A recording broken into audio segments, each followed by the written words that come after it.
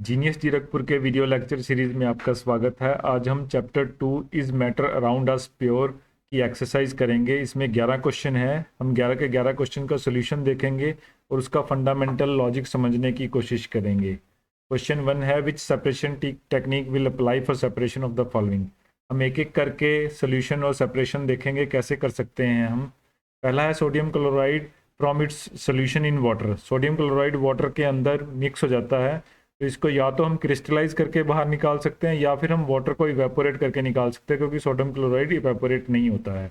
या तो क्रिस्टलाइजेशन होगा या इवेपोरेशन होगा। बी पार्ट पे ammonium chloride from a mixture of sodium chloride and ammonium chloride. Sodium chloride evaporate नहीं होता है, लेकिन अमोनियम क्लोराइड 300 डिग्री के ऊपर जाने के बाद इवेपोरेट हो जाता है, तो हम इसे सब्लिमेशन प्रोसेस से निकाल सकते हैं। ई पे चलते हैं। Small PCs of metal in engine oil of a car. तो जो मेटल के पीस हैं वो इंजन ऑयल में मिक्स नहीं होते हैं, तो वो नीचे सेटल कर जाएंगे। या तो हम सेडिमेंटेशन से निकाल देंगे या फिर सेंट्रीफ्यूगेशन से निकाल सकते हैं, क्योंकि दोनों की डेंसिटी अलग है। तो जब हम सेंट्रीफ्यूगेशन में डालेंगे तो ये अलग अलग हो जाएंगे। डी पार्ट पे चलते हैं। Different pigments from extract of flower petals. जितने भी पिगमेंट और कलर हैं ये सारे के सारे क्रोमेटोग्राफी की टेक्निक से निकाले जाते हैं, तो हम क्रोमेटोग्राफी से निकालेंगे। ई पार्ट पे चलते हैं। Butter from curd. बटर की डेंसिटी ज़्यादा होती है, कर्ड की डेंसिटी कम होती है, तो इससे हम इसको सेंट्रीफ्यूगेशन टेक्निक से निकाल सकते हैं। Oil from water. ऑयल और वाटर एक दूसरे में मिक्स नहीं होते, तो दोनों सेपरेट लेयर बना लेते हैं, तो हम फनल के थ्रू इसको सेपरेट आउट कर सकते हैं, लेयरों को अलग अलग कर सकते हैं। जी पार्ट पे चलते हैं। Tea leaves from tree. दोनों सॉलिड पार्टिकल हैं, तो टी लीव्स टी में से हम हैंड पिकिंग से निकाल सकते हैं। Iron pins from sand. Iron के पिन मैग्नेटिक प्रॉपर्टीज दिखाते हैं। अगर हम मैग्नेट आयरन पिन्स के पास लेके जाएंगे तो आयरन आयरन पिन मैग्नेट के साथ चिपक जाएंगी, लेकिन सैंड मैग्नेटिक प्रॉपर्टी नहीं दिखाता है। इस कारण से हम मैग्नेटिक सेपरेशन से निकाल सकते हैं। आई वीट हस्क फ्रॉम वीट। जो वीट ग्रेन्स होते हैं, वीट ग्रेन्स की डेंसिटी ज़्यादा होती है, हस्क की कम होती है, तो नॉर्मल एयर ब्लो कर देते हैं, हस्क दूर तक उड़ के चले जाते हैं और ग्रेन्स वहीं के वहीं गिर जाते हैं, तो इस प्रोसेस को विनोइंग बोला जाता है। Fumed mud fine mud particles suspended in water. Mud particles की डेंसिटी और वाटर की डेंसिटी में डिफरेंस है, तो हम सेंट्रीफ्यूगेशन से निकाल सकते हैं। Question 2 write the steps you would use for making tea. Use the words. अब हमने इन वर्ड्स को यूज करना है हमारे चैप्टर के हिसाब से। Solution, solvent, solute, dissolve, soluble, insoluble, filtrate and residue. तो देखते हैं, एक स्टोरी बनाने की कोशिश करते हैं। Take a solvent water. Water को सॉल्वेंट लिया in a kettle, heat it, उसको गर्म कीजिए। When the solvent boils add solute. अब milk is a solute here. Milk and water form a solution. Milk और वाटर दोनों मिलकर एक सोल्यूशन बना देंगे। Then pour some amount of tea leaves on the sieve. अब हम एक छन्नी के ऊपर टी लीव्स रख लेंगे। Slowly pour the hot solution of milk water over the tea. अब टी के लीव्स के ऊपर हमने हॉट सोल्यूशन को डालना है। The colour of tea leaves goes into the solution as a filtrate. तो जो उनका कलर है उसके अंदर से वो पिगमेंट निकाल के ले आएगा। The remaining T being insoluble remains a residue. ये क्योंकि टी लीव्स पूरे के पूरे डिजोल्व नहीं होते, तो वो सीब में रह जाएंगे। एड रेजिक्यूट sugar which dissolve and tea is ready. जो शुगर है वो वाटर सोल्यूशन में डिजोल्व हो जाएगी, तो वो डिजोल्व हो जाएगा और टी आपकी रेडी हो जाएगी। Question 3 Pragya tested the solubility of 3 different substances at different temperature and collected the data shown below. अब ये potassium nitrate, sodium chloride, potassium chloride और अमोनियम क्लोराइड सोल्यूशन की उसने सॉल्युबिलिटी चेक की है अलग अलग टेम्परेचर्स पे। तो ये पर 100 ग्राम का डाटा है। तो first question is what mass of potassium nitrate would be needed to produce a saturated solution of potassium nitrate in 50 gram of water at 313 पे हम सॉल्युबिलिटी देख लेंगे पोटाशियम नाइट्रेट की। पोटाशियम नाइट्रेट की 313 पे 62 सॉल्युबिलिटी है, लेकिन ये 100 में है, तो हम इसको कैलकुलेट कर लेंगे। 100 में 62 सॉल्युबिलिटी है, तो 62 अपॉन 100 इंटू 50 करके 31 ग्राम सॉल्युबिलिटी आ जाएगी। बी पार्ट देखते हैं। Pragya makes the saturated solution of potassium chloride in water at 353 पे एक सैचुरेटेड सोल्यूशन बनाया and leaves it to cool at the room temperature. अब देखिए 353 पे जो पोटाशियम क्लोराइड है उसकी सॉल्युबिलिटी 54 है। जैसे ही टेम्परेचर गिर रहा है तो सॉल्युबिलिटी गिर रही है, तो अगर हम उसको ठंडा करेंगे तो उसमें से सल्यूट बाहर निकल आएगा। Some amount of dissolve potassium chloride will appear undissolved solid as solubility of the solute decreases with the decrease in temperature. वहाँ पे टेबल में भी देख सकते हैं जो सॉल्युबिलिटी है पोटेशियम क्लोराइड की वो 54 से 46, 40, 35 और 35 आ गई है जैसे जैसे टेम्परेचर गिर रहा है। सी पार्ट देखते हैं, find the solubility of each salt at 292 kelvin, which salt has the highest solubility. आप चार्ट में से देख सकते हैं जो हाईएस्ट सॉल्युबिलिटी है वो अमोनियम क्लोराइड की है 293 पे। The ammonium chloride has the highest solubility at this temperature. D part देखते हैं, what is the effect of change on temperature on solubility of salt. पूरे चार्ट में आप चेक कर सकते हैं जैसे ही आप राइट टू लेफ्ट जा रहे हैं सॉल्युबिलिटी गिर रही है, मतलब टेम्परेचर गिरने से सॉल्युबिलिटी गिरती है, टेम्परेचर बढ़ने से सॉल्युबिलिटी बढ़ जाती है। Solubility of the salt increase with increase in temperature और vice versa. Question 4, explain the following examples, saturated solution, pure substance, colloidals and suspension. हम एक एक करके देखते हैं। सैचुरेटेड सॉल्यूशन क्या होता है? Saturated solution, a solution in which no more solid can be dissolve at a given temperature is called the saturated solution. किसी भी सॉल्वेंट में अगर किसी भी सॉल्यूट की मैक्सिमम लिमिट रीच हो गई है उसके बाद और सॉल्यूट नहीं जा रहा है तो वो सैचुरेटेड सॉल्यूशन हो जाता है।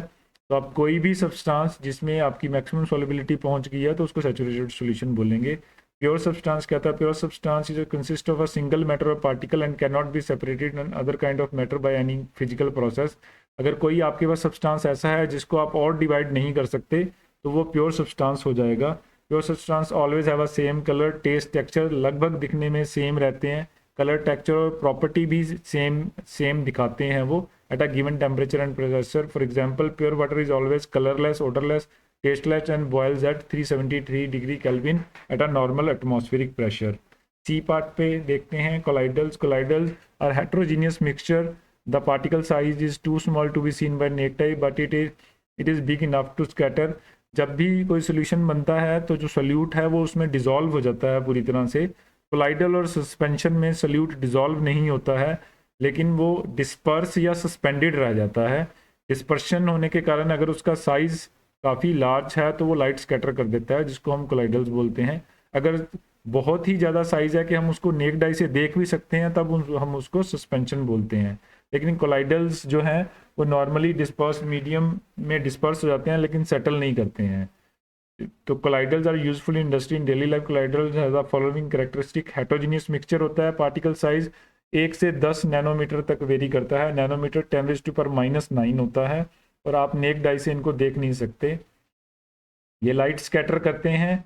Particle chloride cannot be separated by filtration, filtration से नहीं निकलते हैं, इतना नैनो फिल्टर से ही निकल सकते हैं, नॉर्मल फिल्टर से नहीं निकल पाएंगे, लेकिन सेंट्रीफ्यूगेशन से निकल जाते हैं।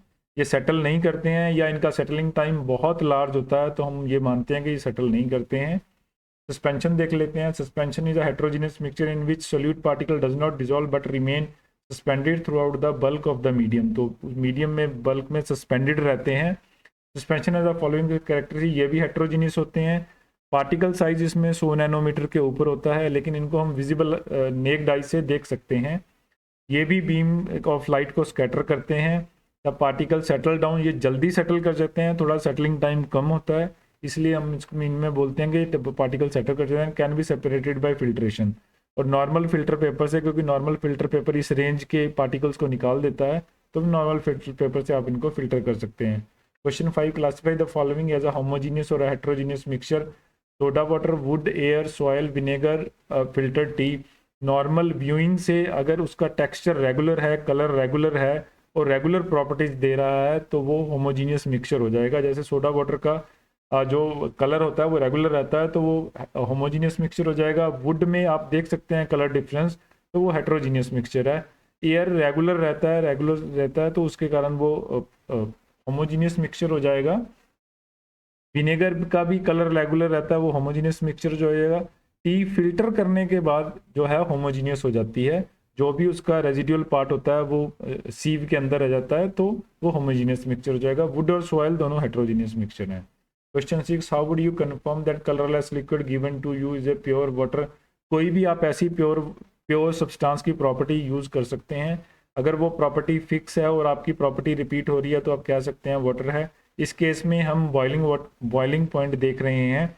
Every liquid has a characteristic of boiling point at 1 atmospheric pressure. If the given colorless liquid boils exactly at 373 degree at 1 atmospheric pressure then it is a pure water. If the boiling point is different then water is contaminated. Water contaminated भी हो सकता है या water change कर दिया गया है। Question 7, which of the following materials fall in the category of pure substance.